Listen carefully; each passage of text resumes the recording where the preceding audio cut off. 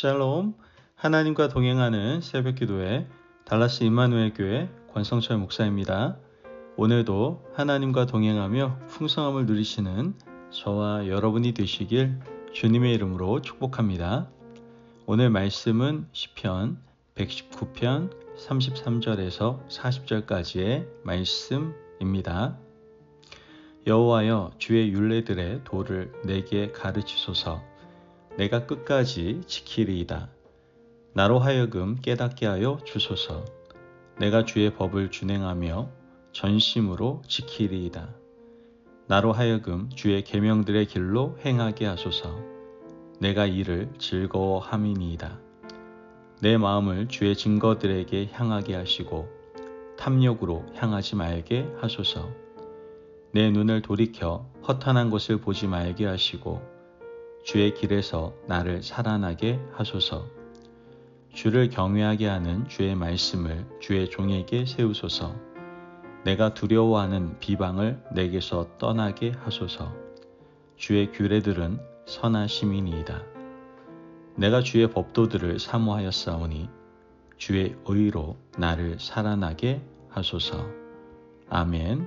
하나님의 말씀입니다. 오늘 본문 말씀은 히브리어 알파벳 5번째 글자인 해로 시작을 합니다. 본문의 주제는 영적인 생명을 유지하는 비결입니다. 본문 마지막 절인 40절 말씀에서 생명을 노래하고 있는데요. 40절 말씀을 보면 내가 주의 법도들을 사모하였사오니 주의 의로 나를 살아나게 하소서. 37절 하반절에도 주의 길에서 나를 살아나게 하소서라고 노래를 하고 있습니다. 사람들에게 가장 중요한 것은 다른 것이 아닙니다. 바로 생명입니다. 살아서 생명을 어떻게 누리는가 하는 것이 우리 인생에서 가장 중요한 키워드다라는 것이죠. 신앙이 없는 사람들은 육체적인 삶을 향유하기 원합니다. 육체가 건강하고 원하는 것을 먹고 가고 싶은 곳을 가고 원하는 것을 손에 넣기를 바라죠. 하지만 시인은 깨닫고 있는 겁니다. 그것이 정말 행복이 아니다라는 것을 말이죠. 진짜 행복한 것은 영원히 살아 숨쉬는 것입니다. 영원히 하나님 앞에서 즐거워하고 메마르지 않고 언제나 촉촉한 하나님의 말씀으로 닿아 있는 그 길을 시인은 찾고자 했던 겁니다. 신앙이 있는 사람들은 인생에서 가장 중요한 것을 영혼의 문제로 인식을 합니다.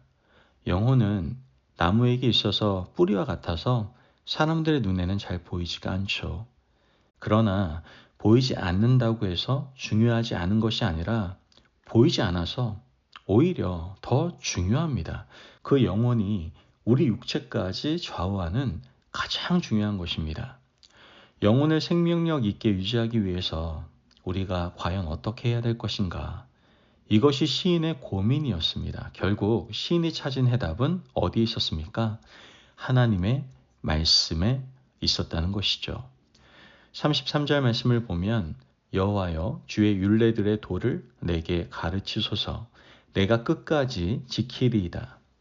시인은 우리 영혼의 생존을 위해서는 하나님의 말씀을 중간에 포기하는 일 없이 끝까지 붙들고 나가야 된다라고 말씀하고 있는 겁니다. 히브리서 기자도 히브리서 13장 7절에서 이렇게 말을 합니다.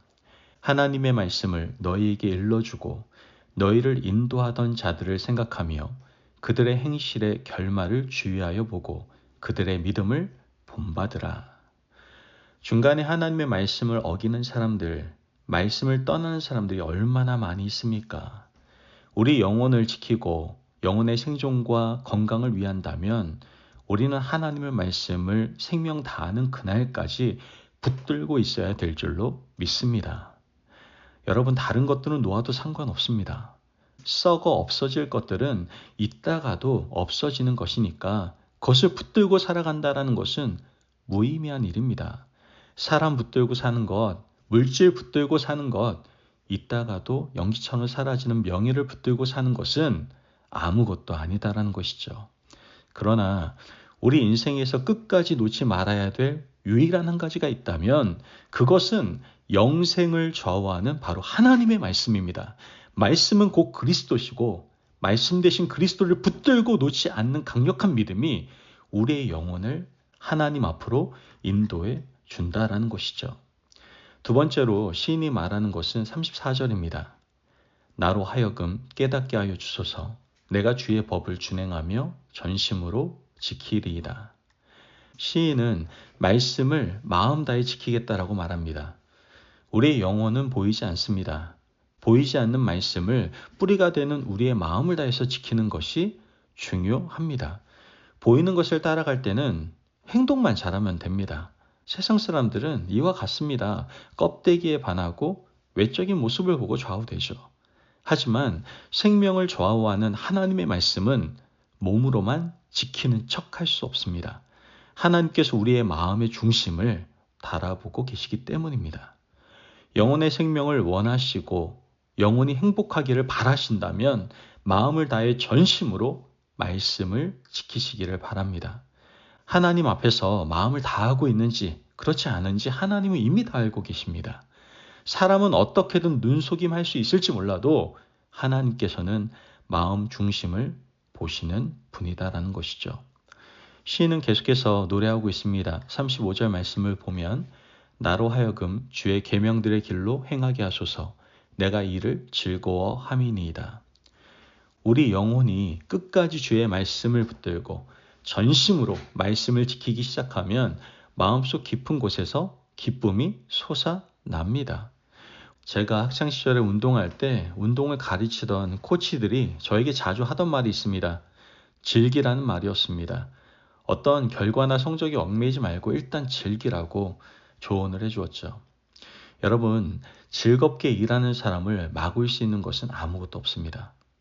의무적으로 해야 하니까 하는 것은 능률이 높을래야 높을 수가 없습니다. 가장 능률적인 것은 즐겁게 하는 겁니다. 그렇다면 하나님의 말씀을 우리가 어떻게 하면 즐겁게 지킬 수 있을까요? 하나님의 말씀이 우리에게 올무가 된다면 말씀이 너무 무거워서 우리는 지킬 수가 없을 겁니다. 하지만 우리가 주님의 말씀을 즐겁게 행할 수 있는 비결은 바로 말씀의 깊은 맛을 깨닫는 것입니다. 그때부터 말씀을 행하는 것이 즐거워지게 되는 거예요. 내가 하나님의 말씀을 행했더니 주께서 나에게 복을 주시는 경험을 하고 나면 그 다음부터는 마음속의 즐거움이 샘솟게 되는 겁니다. 나는 순종하려고 마음만 먹었을 뿐인데 하나님께서 은혜와 복을 주신다면 그때부터 즐거워지는 거예요. 다윗은 하나님의 성전을 짓겠다는 마음만 먹었습니다. 나단을 불러서 그렇게 하겠다라고 말을 하죠. 나단이 하나님께 아뢰었습니다. 하나님은 진심 어린 다윗의 마음을 받으셨죠. 아직까지 성전 건축이 시작되지도 않았고 첫 삽을 뜨지도 않았는데, 아니 심지어 벌목을 시작하지도 않았는데 하나님께서는 다윗에게 내가 너를 위하여 집을 짓겠다라고 하시고 자손 만대에 왕이 끊어지는 일이 없을 것이라고 약속을 해주셨습니다. 여러분, 다윗은 마음만 먹었을 뿐인데 이런 놀라운 일이 일어나게 된 겁니다. 그 이후로 다윗은 하나님의 말씀대로 행하는 것이 얼마나 즐거웠겠습니까? 여러분, 우리도 마음을 다해 하나님을 섬기고 율법을 지키기 위해서는 하나님과 깊은 관계적 경험이 있어야만 합니다. 주의 말씀을 끝까지 행하고 전심으로 행하시기를 바랍니다. 그러면 주님께서 우리에게 응답해 주실 겁니다. 이 응답이 매개가 되어서 영원한 기쁨 가운데 살아가실 수 있는 주의 백성 되시기를 바랍니다. 그렇게 되면 우리의 영혼은 기뻐하고 영혼은 소생케 되는 놀라운 은혜를 누리게 된다라는 것이죠. 그러므로 오늘도 그 은혜 가운데 멋진 하루를 보내실 수 있는 하나님의 백성 저와 여러분이 되시길 주님의 이름으로 축복합니다. 아멘. 기도하겠습니다. 사랑이 많으신 하나님 감사합니다. 오늘도 우리에게 귀한 말씀에 은혜 허락하시니 감사합니다. 하나님, 우리가 하나님의 말씀을 끝까지 붙잡고 전심으로 행하여 생명을 유지하는 사람이 되게 하여 주옵소서. 오직 말씀을 붙잡고 사는 기쁨을 누리며 영혼이 소성케 되는 놀라운 경험을 매일의 삶 가운데 누릴 수 있도록 축복하여 주옵소서. 감사하며 예수님의 이름으로 기도합니다. 아멘.